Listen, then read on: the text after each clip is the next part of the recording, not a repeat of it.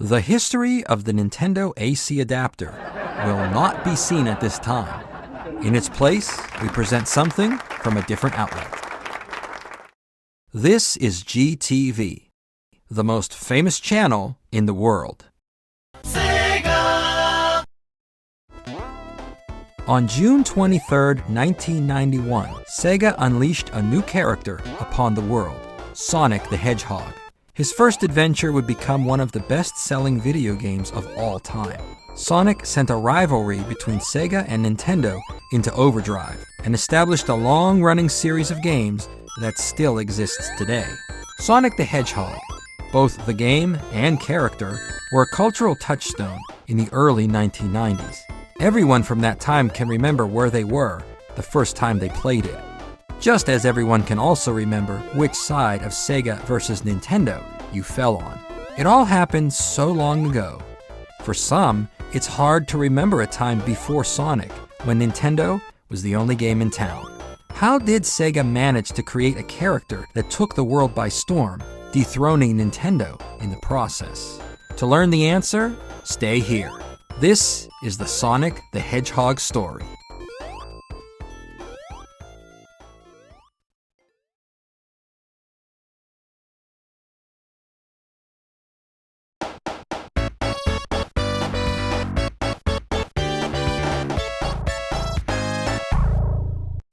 Our story begins in 1988.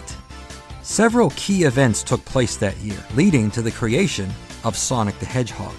In Japan, the best-selling game from 1988 was Super Mario Bros. 3. Fans across Japan waited all year as Nintendo patiently crafted what many have called the greatest 8-bit game ever made, and released Super Mario Bros. 3 for the family computer on October 23, 1988. The game sold millions of copies right from the start, while establishing a high watermark for the gaming industry in the process. In the United States, 1988 was the year Nintendo Mania exploded. Over 35 million games were sold that year. Sales numbers were so high, games were often sold out, while the news media gave reports of a chip shortage. A majority of the games sold were for the American version of the family computer, the Nintendo Entertainment System, while Sega and its Master System were a distant third, behind Nintendo and Atari. Nintendo seemed invincible on both sides of the Pacific Ocean, but time moves quickly when it comes to technology. Though Super Mario Bros. 3 was the greatest game of all time by the standards of 1988, things would soon change. 8-bit video games had begun to reach their limit. 16-bit games were becoming the future. In Japan, competitor NEC had already released its own machine with 16-bit graphics, the PC Engine. The machine was successful right from the start, taking a large part of Nintendo's market share in the land of the rising sun. Sega, too, would soon enter the next generation. Their 8-bit machines, the SG-1000, Mark III, and Master System, hadn't had nearly as much success as Nintendo in Japan or the US. The 8-bit era wasn't over just yet, but Sega had ceded the battle to Nintendo and began to prepare for the next round. Just 6 days after the debut of Super Mario Bros. 3, Sega released the new 16-bit Mega Drive all across Japan on October 29, 1988. Many of the early games released for the Mega Drive were close conversions of existing arcade games, visually superior to anything on the family computer, but lacked the style and presentation that players had preferred in a home game experience. The PC Engine was already eating away at Nintendo's lead in Japan, and NEC had their eyes on America next. Nintendo was also rumored to have their own 16-bit machine, with Super Mario Bros. 4 in development.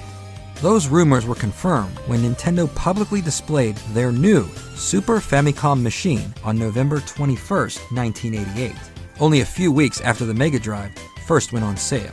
With that announcement, Nintendo told all in attendance to expect the Super Famicom and Super Mario Bros. 4 in July of 1989. The announcement put the industry on notice. It was always expected that Nintendo would make the move to 16 bits, and take most of its fan base along, locking out any real competition. Sega was in a tough position, as they were already a year behind NEC, and now Nintendo was planning to steamroll over both of them. Internally, Sega president and CEO Hayao Nakayama looked at Sega's prospects for the future. A bigger, stronger marketing strategy with groundbreaking games were the only way forward.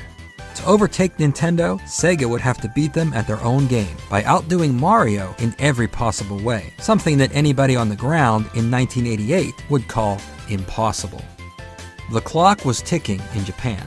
However, in the rest of the world, there would be more time to prepare a strategy. In those days, there were gaps of 1 to 3 years for a game released in Japan and other markets.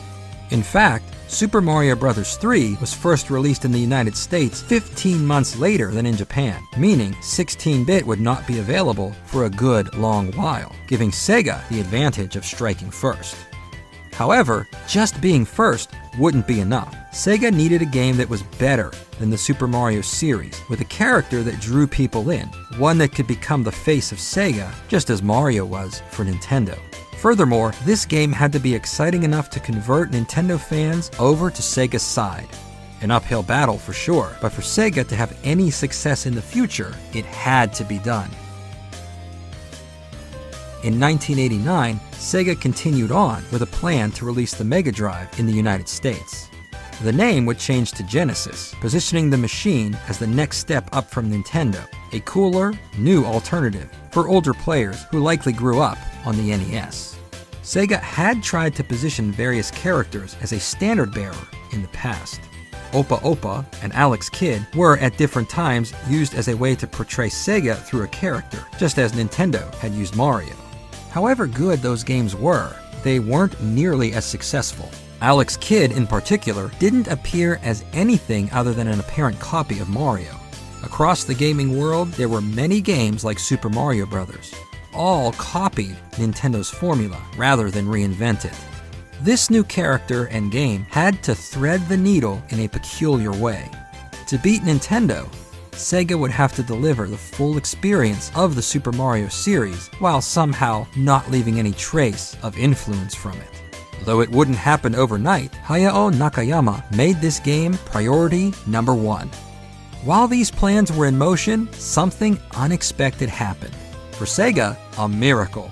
In the summer of 1989, Nintendo announced that their 16-bit Super Famicom and Super Mario Bros. 4 would be delayed indefinitely.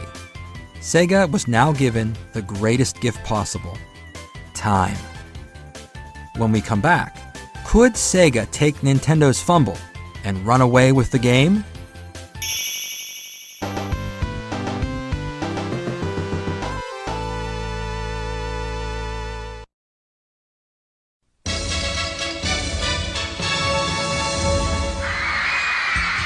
おいおい、みんなが君を随分と待っていたぞ。ビュンビュンハリネズミ、ほら来た、ソニック登場。この面白さったらもう目が離せやしない。カットビアクションゲーム「ソニック・ザ・ヘッジホッグ」メガドライブから。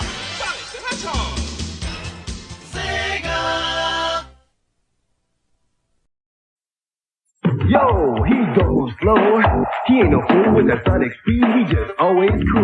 Sonic, Sonic the Hedgehog. No fool. Come on, just show me what you got. Going fast is cool, going slow is not. Sonic, Sonic the Hedgehog. No fool. Wild game, dude. Setting danger zones. You and Sonic speed through, or you are toast, man. Sonic the Hedgehog, the hot new game from Genesis Games. Systems and games sold separately. No fool.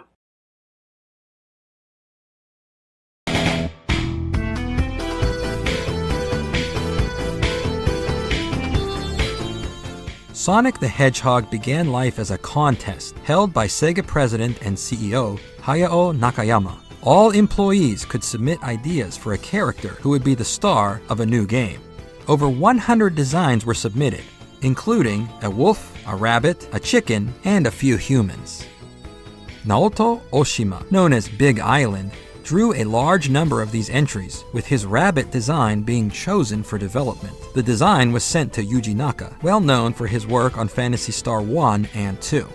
He designed a stage around the concept of a fast-moving rabbit running through a stage.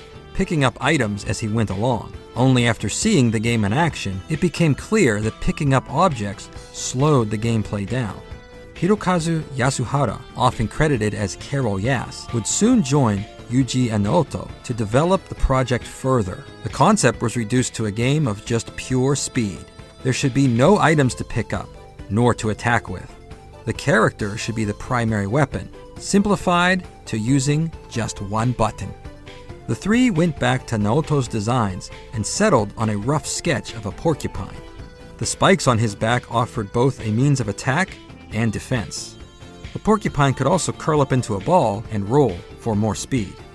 The three men working on the project felt that the focus and inspiration of this character should reflect the United States of America. Not only was the USA the biggest game market, but multiple icons of American pop culture were massively famous in Japan. It was believed that something with immense popularity in the US would be imported back to Japan as something unique, interesting, and exotic. Visual cues came from multiple sources. His body was colored blue, the same shade used in Sega's logo. Eyes and facial expressions were modeled after Felix the Cat and Mickey Mouse. He would wear red and white boots, with a style like the ones worn by Michael Jackson on the cover of the album Bad, with the color inspired by Santa Claus. In all, he was colored red, white, and blue, like the American flag. The proper name was decided to show off the speed of this character, Sonic. And with that, the most famous hedgehog in the world was born. In April 1990, several months after the initial announcement of the contest, official work began on Sonic the Hedgehog. A team of 8 would be assembled, led by Hirokazu Yasuhara. Naoto Oshima led the character design, with Rieko Kodama from Phantasy Star brought on board to design the game's graphics. Jina Ishiwatari, known as Jinya, designed the game's stages. For the sound and music of Sonic, Sega went in a unique direction, recruiting Masato Nakamura from the band Dreams Come True. He had no experience in the gaming industry whatsoever, though his inclusion brought star power and gravitas to the project. Hiroshi Kubota and Yukifumi Makino then converted the compositions for the Mega Drive. Hiroshi Kubota already had some experience in converting real-world music, previously working on Michael Jackson's Moonwalker. All of the work would then go through Yuji Naka, who programmed the game. The corporate name for this group was AM8, though soon after forming, they began to fashion themselves as Sonic Team. Alongside the actual game, a detailed backstory for Sonic and the world he lived in was also created. In the original draft, Sonic lived with a human girlfriend named Madonna, and he sang in a rock band with his friends, other animals from the island where they lived. The villain would be a character design Oshima had always liked, but hadn't been able to use up to this point. The man with a mustache and glasses wearing pajamas. It also didn't hurt that he looked like an exaggeration of Mario. He would be called Dr. Eggman. The game itself had progressed enough to allow a public preview of Sonic at that year's Tokyo Toy Show, held from June 7th through the 10th, 1990. A lot of work still had to be done, but here Sonic was playable for the very first time. Also on display was a demonstration of the Mega Drive performing scaling and rotating graphics, something the Super Famicom was rumored to have built into the hardware. Not long after the Tokyo Toy Show, Nintendo held an event of their own, Shoshinkai, on August 28th and 29th, 1990. On display were finished versions of the Super Famicom and Super Mario Bros. 4, now called Super Mario World, with a release date in Japan set for November 21st, 1990. In the United States, 1990 was dominated by one game, Super Mario Bros. 3. The promotion behind it was unlike anything seen before. Nintendo held a World Championship tournament where many fans played Super Mario Bros. 3 for the first time. The game was featured in a Nintendo-centric movie, The Wizard, and Mario appeared on everything from t-shirts to Happy Meals. Far and away, Super Mario Bros. 3 was the hottest and best-selling game of 1990, and a fitting end to a time where 8 bits were state-of-the-art. In the growing space reserved for the next generation, the Sega Genesis was already leading over the NEC TurboGrafx 16. Sega of America saw early success with a media ad campaign that ignored its 16-bit competitor and attacked the market leader with one simple sentence: Genesis does what Nintendo don't. Backed up with high-profile celebrities who starred in Genesis games, Sega highlighted the difference between 8 and 16 bits, which, at least for the time being, Nintendo had no equivalent. As the Genesis Does campaign began to appear in print and on television, Sega of America received their first word of Sonic and the plan to use him to fight head-to-head with Nintendo. The concepts and designs that Sonic Team had been working on for months were met with a universal negative reaction. Sega of America CEO Michael Katz hated Sonic, thinking the character was all wrong for the American game market. As a result, the reply sent back to Japan was a list of reasons why Sonic would never succeed, as well as Sega of America planning to hire outside designers to redesign everything from the ground up.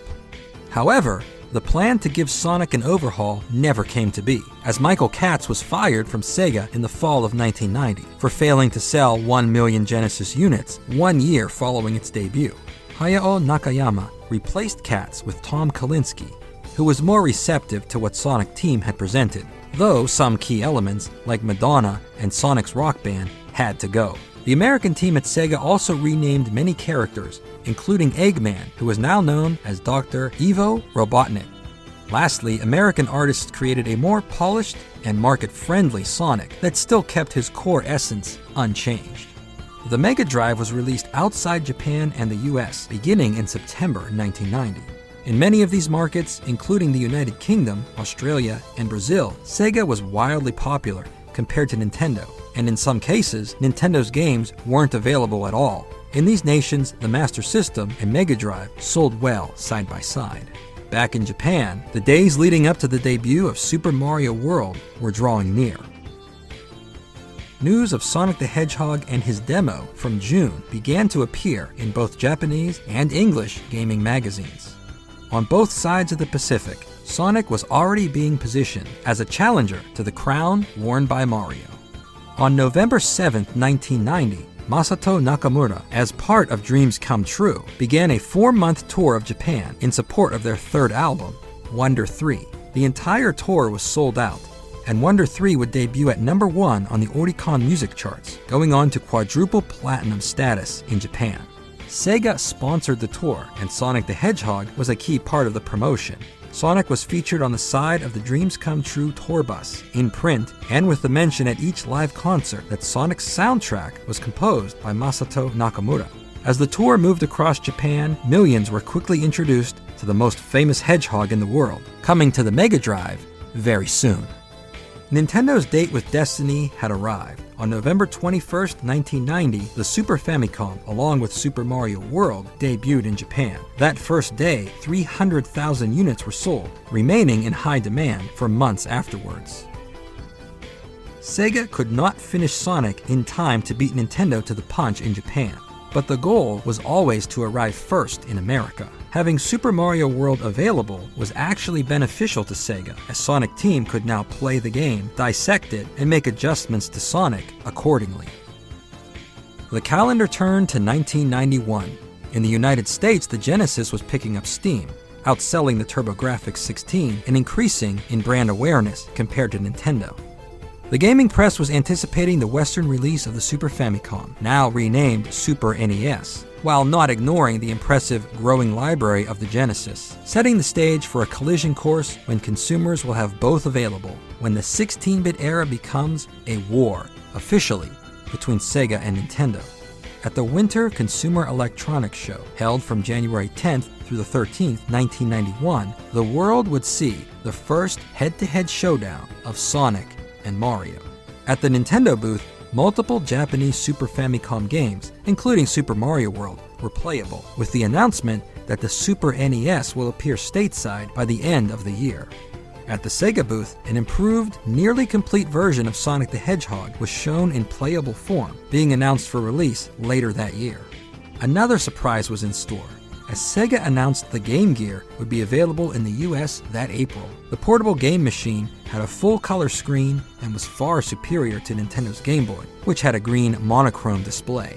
The expo was not open to the general public, but those in the industry were invited, tried both Sonic and Mario, and decided for themselves which was their favorite. At the conclusion of the Winter CES, Sonic the Hedgehog was awarded the prize for the most innovative product on display.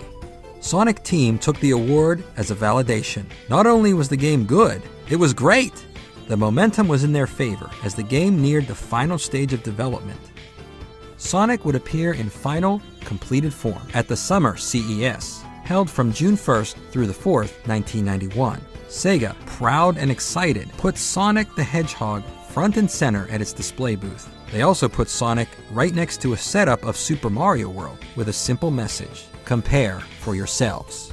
When asked, a majority of attendees preferred Sonic the Hedgehog over Super Mario World. At the 1991 Summer CES, Nintendo announced the Super NES would finally be available in late August, priced at $199. Super Mario World would be included, while Sega announced that Sonic the Hedgehog would go on sale in just a few weeks. The stage was finally set for the epic showdown Sega had anticipated almost 2 years ago. Their hard work had paid off, a game that had outperformed Mario on screen with a cool, marketable character to go along with it, on store shelves before Mario's newest game was even available. Sonic the Hedgehog was now ready to take on the world. When we come back, how would the world react to Sonic?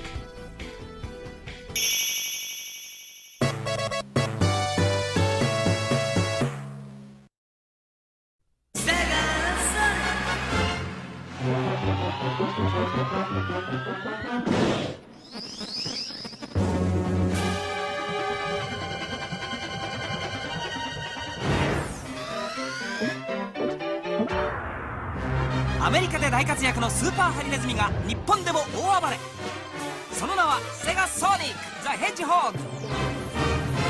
メガドライブで待ってるぜ。セガ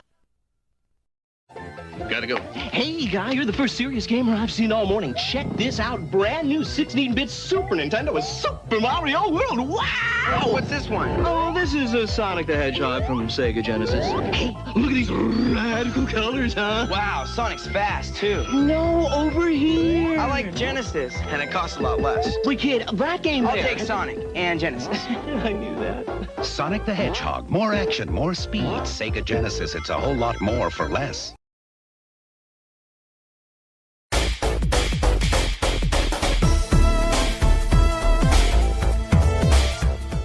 On June 23, 1991, Sonic the Hedgehog debuted for the Sega Genesis in the United States of America, followed by a release in the rest of the world in the following weeks. On that day, those first customers experienced the culmination of 2 years of design, development, and marketing, with the goal of taking a genre Nintendo had already perfected to a new, unseen level.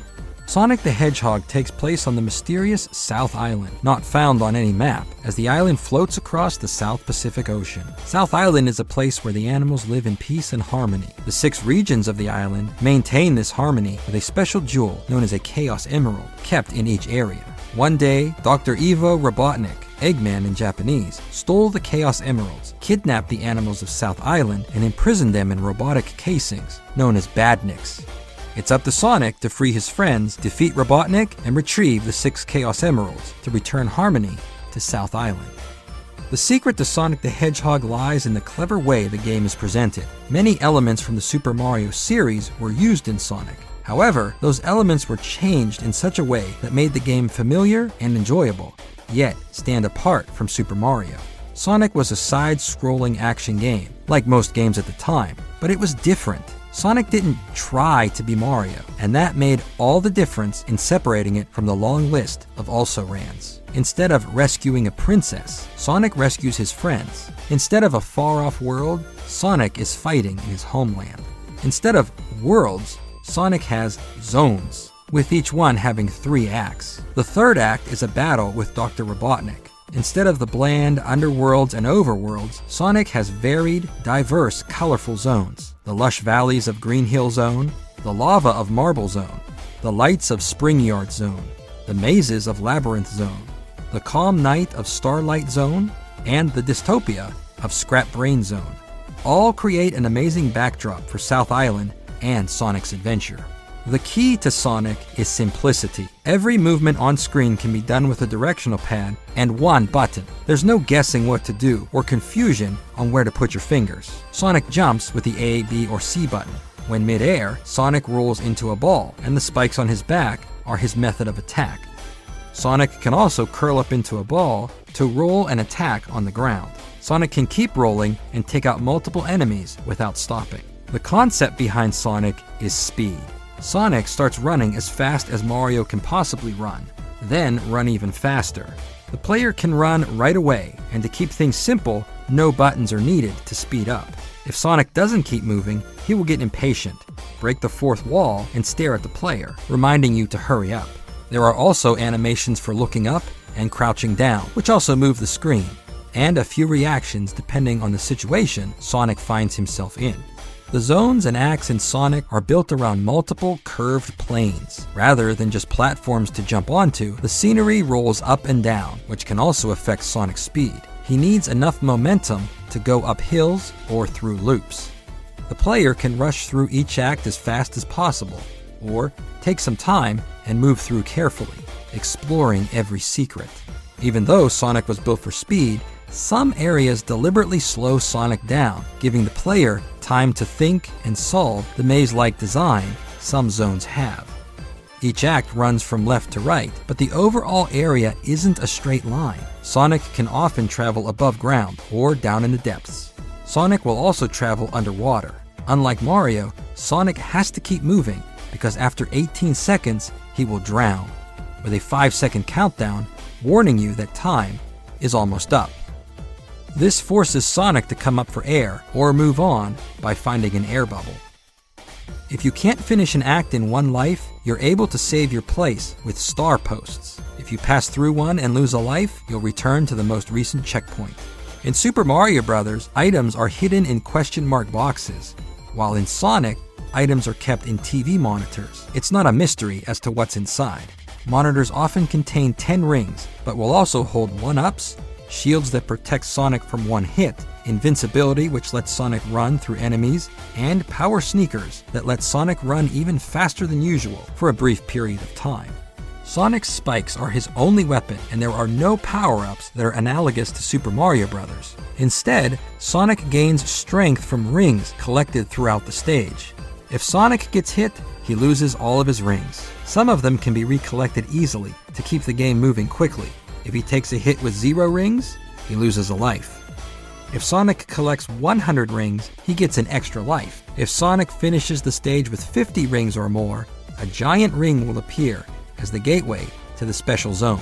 These are the bonus stages of Sonic the Hedgehog. The screen rotates left or right, while images move in the background, creating an amazing visual never before seen in a home video game.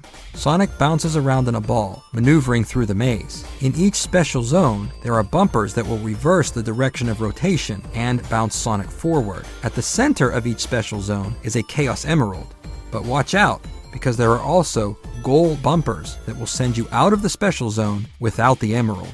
Also, if you collect 50 rings in the special zone, Sonic will earn 1 continue to keep the game going after all your lives are lost. The Chaos Emeralds are central to the story, but also affect the game's ending. If Sonic can retrieve all 6 Chaos Emeralds, the true ending will be revealed, and South Island will be fully restored. If Sonic can't find all 6, Robotnik mocks you, telling you to try again, after seeing a less than perfect ending. From that day forward, June 23, 1991, Sonic the Hedgehog was no longer just an idea. Sonic was now real, running free around the world. Sonic's reception was very warmly received by the contemporary gaming press. Electronic Gaming Monthly gave Sonic the cover in their May 1991 issue, with lots of screenshots and explanations of each zone and the plot of the game. EGM offered a full review in July with a score of 36 out of 40. Each reviewer said Sonic was clearly the best Genesis game so far, putting what Nintendo had in the pipeline to shame. EGM would later name Sonic the Hedgehog Game of the Year for 1991. GamePro magazine gave Sonic the cover in June 1991, with a pro review score of 24 out of 25. saying that Sonic was fast and a class act all the way. The special zone had to be seen to be believed, and that the game was full of unseen surprises, while praising the work of Sonic Team. Video Games and Computer Entertainment gave Sonic the cover as well in June 1991, asking if Sonic can be the new video game hero. Their review gave a score of 35 out of 40, calling Sonic a run-and-jump masterpiece, adding that the visuals move so fast you could get dizzy, and ending with the prediction that Sonic will become the best-selling Genesis game of all time. Sega Power gave a score of 97% in their September 1991 issue, the highest score ever given by the magazine up to that point. They too said Sonic was the best Mega Drive game ever made and called it a landmark in video game history. Mean Machines fully reviewed Sonic in July 1991 with an overall score of 92%, saying the game had the best graphics ever seen on the Mega Drive and even beats Super Mario World. The review also mentions the brilliance of the game's non-linear paths and stage exploration. Famitsu magazine gave Sonic a score of 33 out of 40 in August 1991. The writers gave Sega credit for such a serious effort that will please both novice and pro-level players, hoping that Sega can deliver more of the same in the future. Beep magazine covered Sonic over multiple issues in the summer of 1991. The July issue featured an interview with Sonic and explained in Japanese the definitions of the English words Hedgehog and Sonic. The game was given a score of 9.25 out of 10 in the August 1991 issue. Mega Drive Fan also spent more than one issue covering Sonic, from June to September 1991. The magazine covered every detail of the game, as well as interviewing members of Sonic Team about the developmental process. While having its own print campaign that was different than the ones in the US, Sonic also began to be used as the default game in general Sega advertising in Japan. Every video game publication, and a few mainstream ones as well, praised Sonic the Hedgehog for its graphics, gameplay, and speed, acknowledging that Sega had a winner on their hands that was in many ways superior to Mario. Sega had reached their goal of creating the greatest game possible in Sonic the Hedgehog, while meeting the deadline of releasing Sonic in America before the Super NES. However, the true finish line was still ahead, Christmas Day 1991. There, millions of families would be unwrapping presents left under the tree. Would it be a Genesis or Super NES in your household? The answer would set the course for the 16-bit era. Sega obviously had an amazing game. Brand awareness of the Genesis was increasing, but Nintendo was still the dominant market leader. Sega of America CEO Tom Kalinske took up the task of ensuring success for Sonic through multiple avenues. The Genesis Does campaign was effective and successful, but with the Super NES on the way, it was no longer accurate. Nintendo could finally do 16-bit games. Sega focused their attention on Sonic, who was faster, newer, and cooler than Mario. A new ad campaign was developed, wherein adults would be so outraged that a character like Sonic would exist, they formed a consumer advocacy group, Humans Against Genesis, HAG for short. The leader of HAG would protest Sonic and demand he calm himself down and be more like Mario. The message was simple. Mario was for kids, while Sonic was for real gamers. Sega adopted a new slogan, Leader of the 16-bit Revolution, creating the image that the Genesis, with a mature presentation and more games, was superior to the Super NES in all aspects. Sega then made an unprecedented, aggressive, and now legendary move. While preparing the market strategy for Sonic, Tom Kalinske went to Japan to meet with the Sega board of directors. Tom Kalinske had one idea, simple and direct. Reduce the price of the Genesis and include Sonic the Hedgehog for free. The entire executive board strongly disagreed with the idea. Japanese CEO Hayao Nakayama told Tom Kalinske that he felt this strategy was the wrong one, yet still granted permission for the price cut, as it was Nakayama who put Kalinske in his role, and the purpose of that role was to overtake Nintendo. So, if Kalinske felt the price cut was the way to go, then so be it.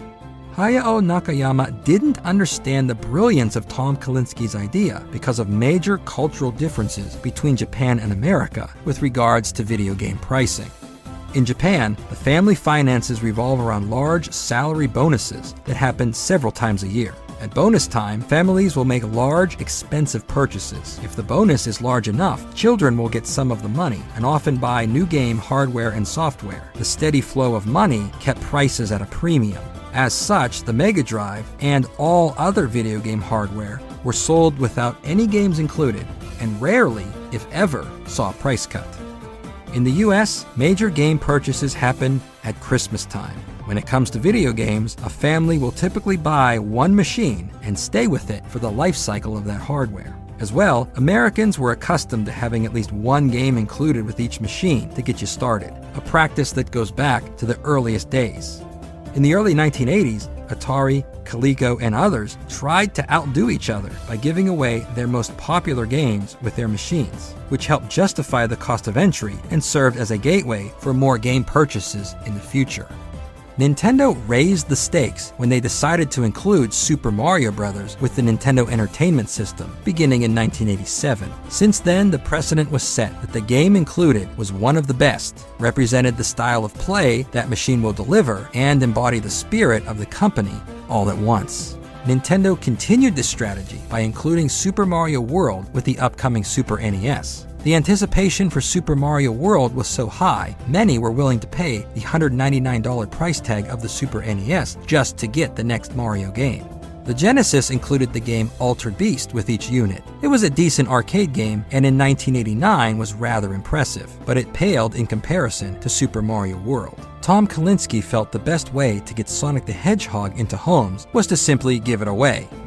On July 1st, 1991, only a week after Sonic was first released in America, Sega reduced the price of the Genesis to $149 and announced that every new Genesis owner will receive the all-new Sonic the Hedgehog for free. At first, the offer was a mail-in voucher to those who bought the Genesis with Altered Beast, and by September, Sonic was placed right in the box. To demonstrate the $50 value of the new game even further, Sega also released a Genesis with no game included for $99. The Super NES debuted on August 23, 1991, selling out the first shipment as expected. But as the holiday season began, faced an uphill battle with a more expensive machine that had lost a lot of ground to Sega. Nintendo still had its 8-bit NES to fall back on, and upgraded the package to include Super Mario Bros. 3, no doubt a reaction to Sonic now being given away.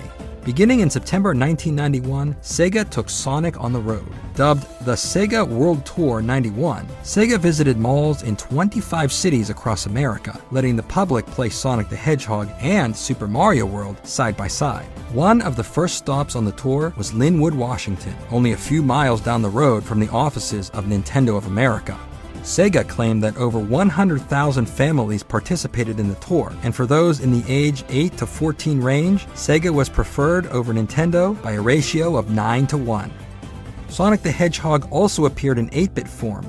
A scaled-down version of Sonic for the Master System appeared in October 1991. A similar version for Game Gear arrived in December. Just like the Genesis, each new Game Gear would come with Sonic for free, first by mail and later in the box.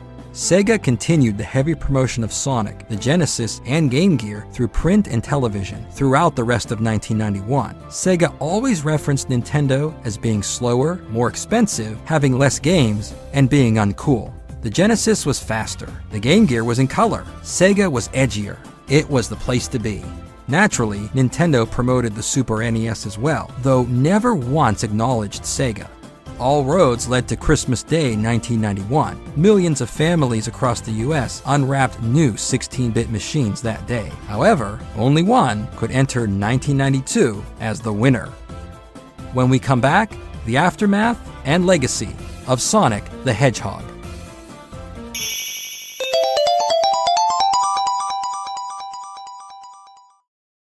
Danita Stokes, president of HAG. It's bad enough that Sega Genesis has the most 16-bit games, but this new Sonic the Hedgehog, oh, he really doth my doilies.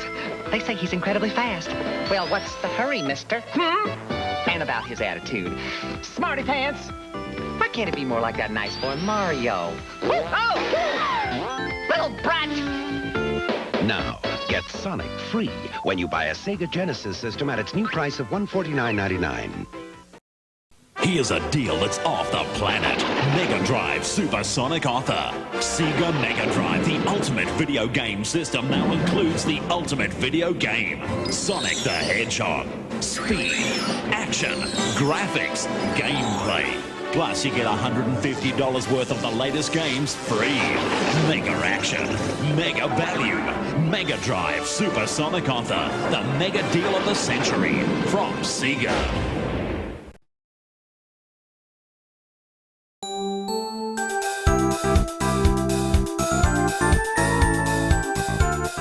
By the start of 1992, Sega had fully established itself as a legitimate competitor to Nintendo in the United States. Their 2.5-year journey spent promoting the Genesis gave Sega their highest level of success up to that point. Nintendo was expected to easily transfer its existing 8-bit user base over to 16-bit, and some users upgraded, but Sega offered an alternative, challenging Nintendo's dominance.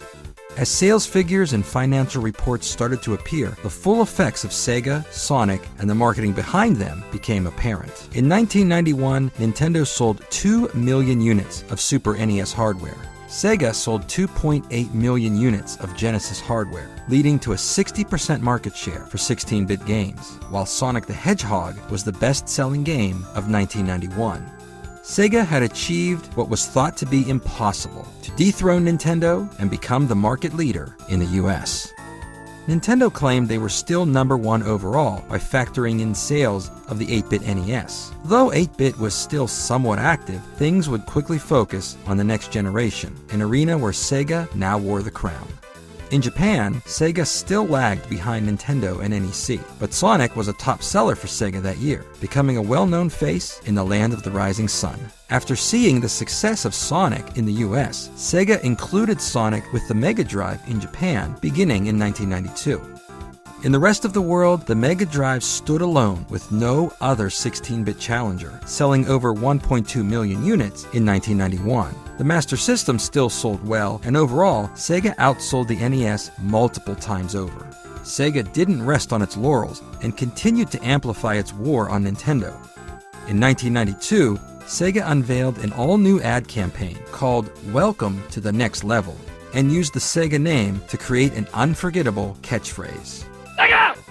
Sonic would reappear at the end of 1992 with a sequel 4 times the size of the original, and with a new sidekick, Tails.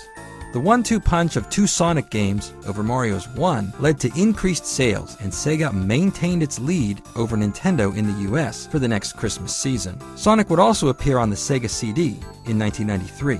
Sonic CD was set between the events of Sonic 1 and 2, featured animated opening and ending sequences, and an amazing soundtrack. Sonic CD became the best-selling Sega CD game of all time.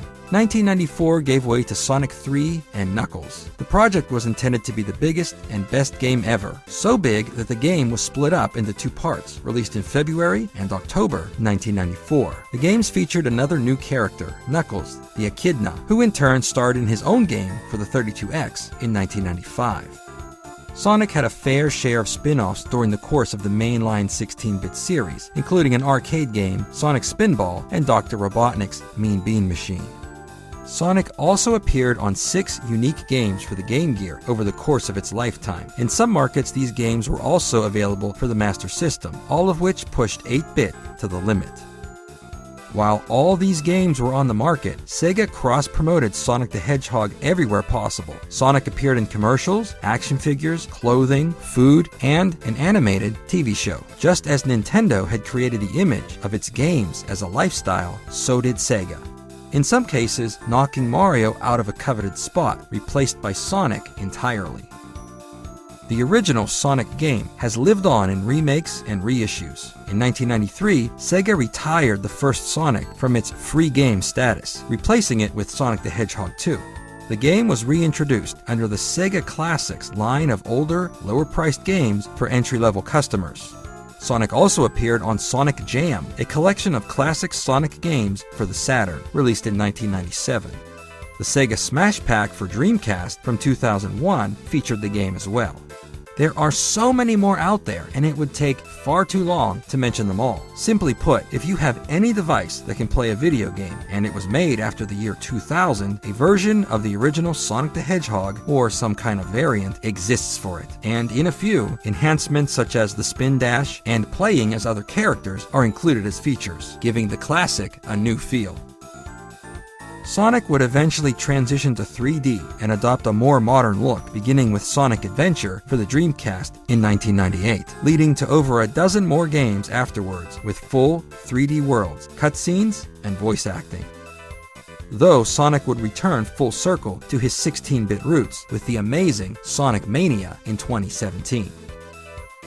Sega and Nintendo eventually buried the hatchet when Sega began developing games for the Game Boy Advance and GameCube. Their newfound friendship led to a joining of forces. What was once unthinkable stunned the world, as Sonic and Mario would appear on screen together in Mario and Sonic at the Olympic Games series, beginning in 2007, with installments for each summer and winter games following every 2 years afterward. The groundbreaking pairing of Sonic and Mario set the stage for Sonic's inclusion in the Super Smash Bros. Series, beginning with Super Smash Bros. Brawl for the Nintendo Wii in 2008, where he has become a mainstay ever since. The constant transformation and rebirth of Sonic over and over again helped maintain his popularity and gain new fans with each iteration in the series. This gave way to the final major milestone for the character, a full-length motion picture, released on February 14, 2020, starring Jim Carrey as Dr. Robotnik alongside a computer-generated Sonic. As for the team behind Sonic, the group, which labeled themselves as Sonic Team, would officially take on the name beginning in 1996. While naturally being responsible for the Sonic series, Sonic Team also developed the hits Nights into Dreams, Choo Choo Rocket, Samba de Amigo, and, among others, Phantasy Star Online. Yuji Naka would continue on as the leader of Sonic Team, programming or producing each major Sonic installment for the next 15 years. He parted ways with Sega in 2006 to form Prope, which developed various games, mostly for the Nintendo DS and Wii. Naoto Oshima, aka Big Island, stayed with Sega until 1999 when he went out on his own, founding the company R-Toon, which developed the Blinks series of games for the Microsoft Xbox. In 2010, Oshima founded R-Zest, which developed a variety of games for the Nintendo DS and Wii. Naoto Oshima and Yuji Naka would reunite for Balan Wonderworld, released on March 26, 2021. Rieko Kodama transitioned to the role of director for Phantasy Star 4 and Magic Knight Rayearth, and later produced the role-playing series Skies of Arcadia and Seventh Dragon.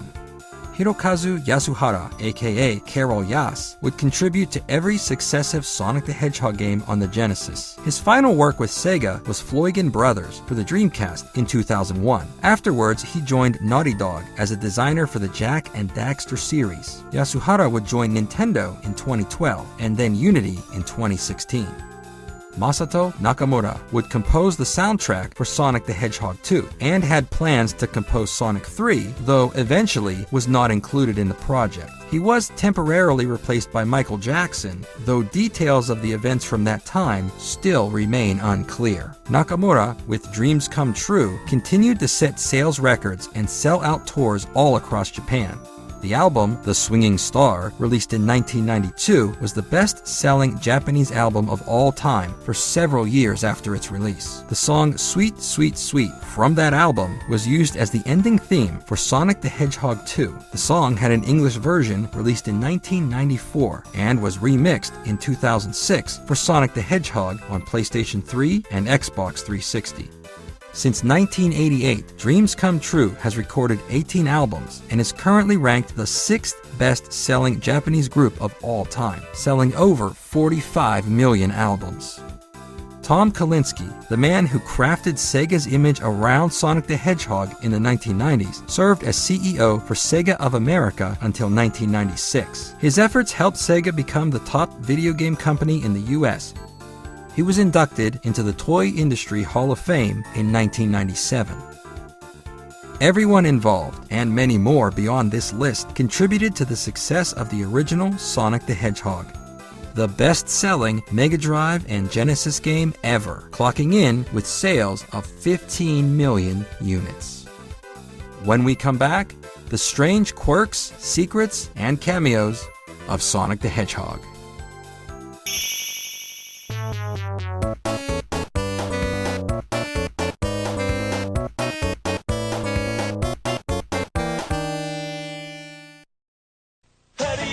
Sega スーパープレゼント。今ならソニックソフトがメガドライブについてくる。メガドライブプラスワン。Com 16 bits, 512 cores e 10 canais de áudio, este é o incrível, poderoso Mega Drive. E este é o jogo do ano nos Estados Unidos. Preste atenção, porque ele é quase supersônico.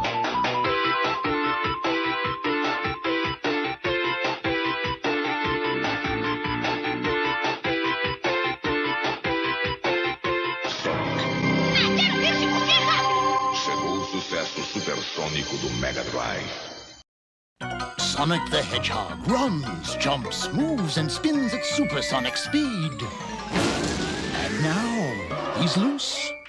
He's a burst of speed, a dash of fun, a mischievous streak. He's everywhere. Because now, he's on Game Gear. And best of all, Sonic's free when you buy Game Gear. But hurry, he's moving fast. Sonic the Hedgehog from Sega.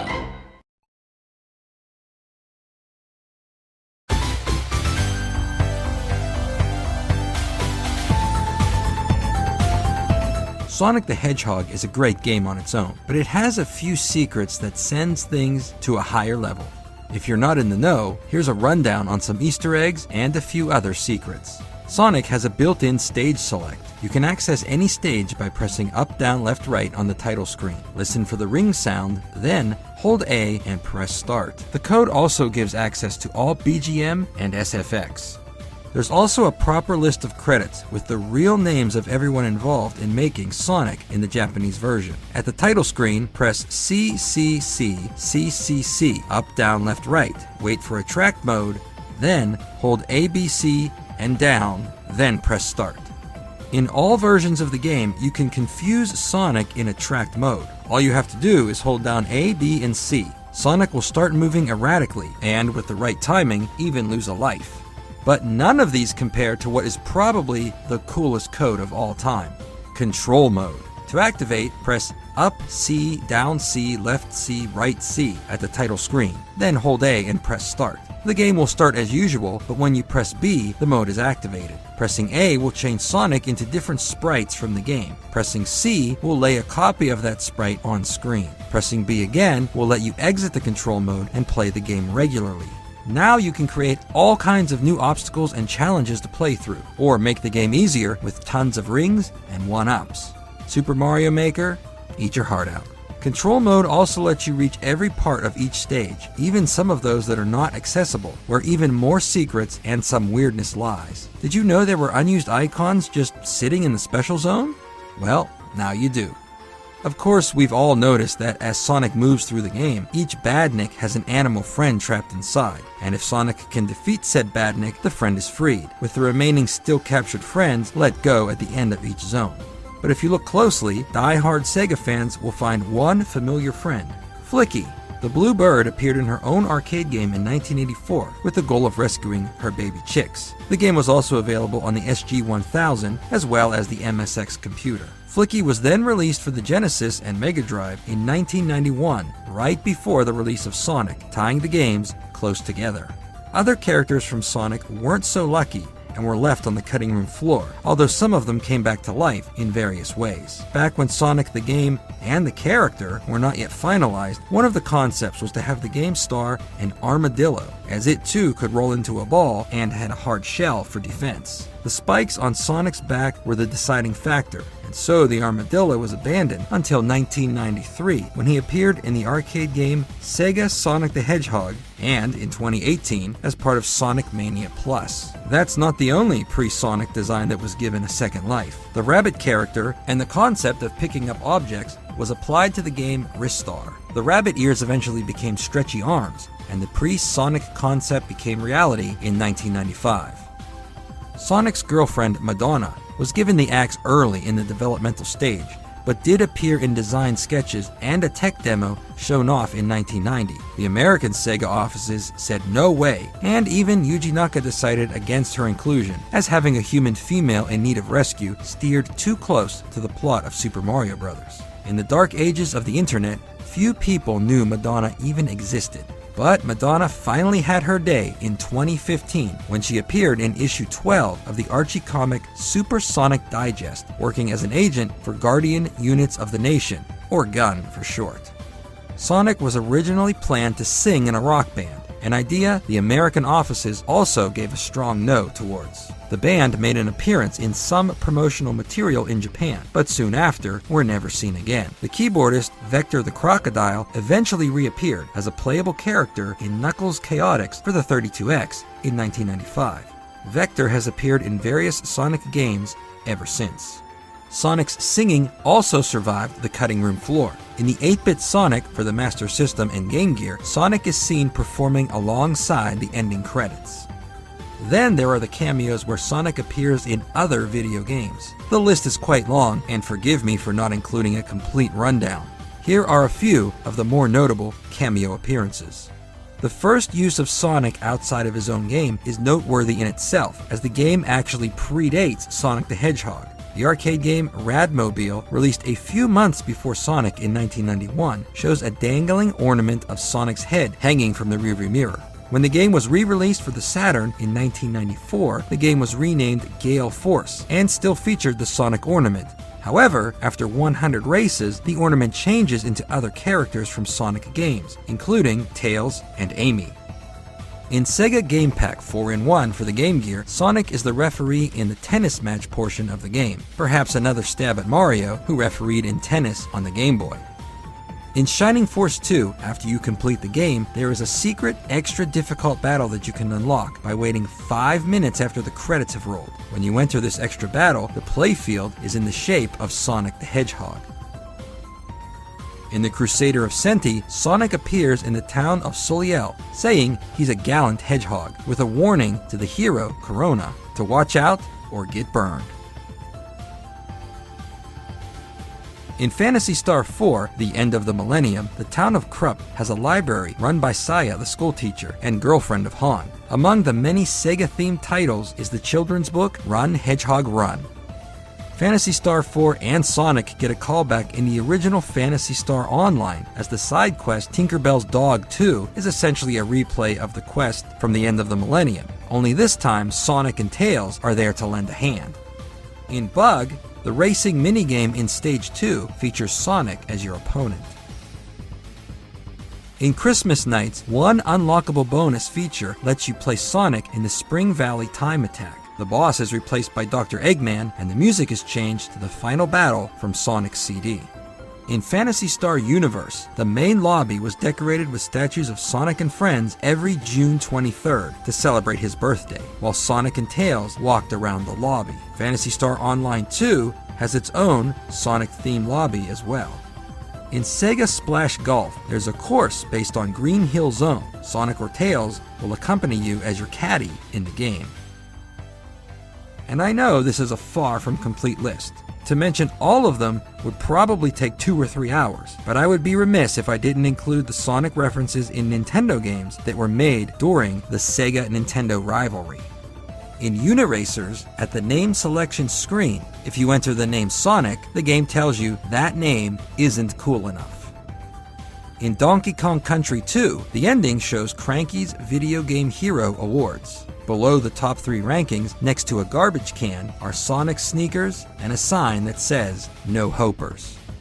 Well, that's a little mean, but Nintendo and Sega have since made up, and as a way of saying no hard feelings, Sonic appears in Super Mario Maker, unlockable through the Sonic Amiibo. The figure also works in other games, doing magical Sonic-related things, so do try it out and see what you can find.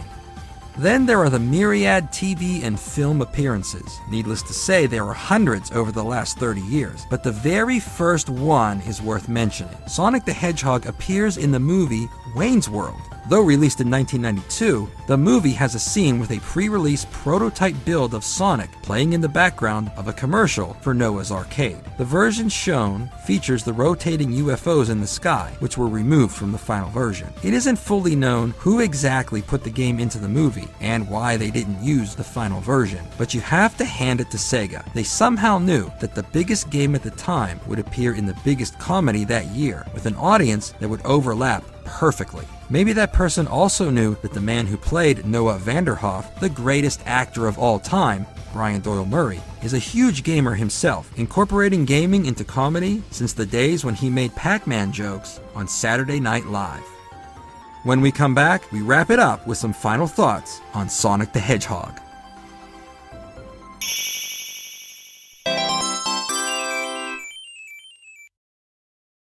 What do you get when you cross a tiger with a hedgehog? Electronic Sonic! It's Tiger's new Sonic the Hedgehog handheld game. Sonic fun for kids on the run. Energize yourself with power sneakers and the invincible cube. Use the supersonic spin attack to smash Dr. Robotnik's evil robots. Sonic the Hedgehog, supersonic fun for kids on the run. New from Tiger. E agora, também no Master System, Sonic, o porco-espinho supersônico e jogo do ano nos Estados Unidos.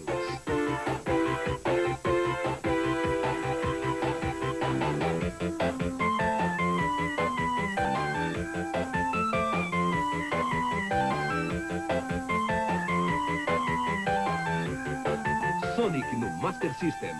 Quero ver se você é rápido! Uma ideia supersônica da Tectoy.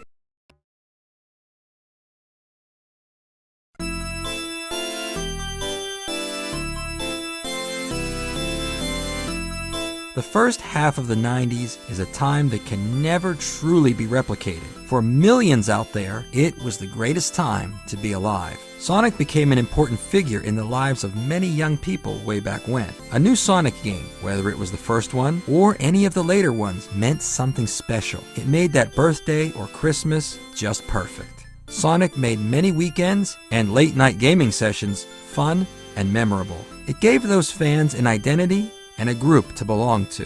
Sega grew the market by catering to an audience growing older, who otherwise may have abandoned games altogether after the 8-bit era. More games overall were available to choose from, and competition kept Nintendo alert, forcing them to remain competitive, bringing out better games from their side and reducing the cost of entry for everyone. It also set the stage for future entrants like Sony and Microsoft, who saw that the market leader isn't invincible, nothing is set in stone, and anything is possible. That the gaming industry is a never-ending game of King of the Hill, a lesson Sega learned the hard way not long after their time at the top. Today, Sonic is available to all players. Sonic games, old and new, are playable on every device available, and all are welcome. Sega may not have their own next-gen game machine under the TV anymore, but they do have the largest audience possible. Without Sonic, Sega would have never had any of their 90s success. Many others in that long chain of events wouldn't either. Neither would we, as we would have missed out on all the great games and memories that would have never been created. That's all for this chapter of Sonic's story.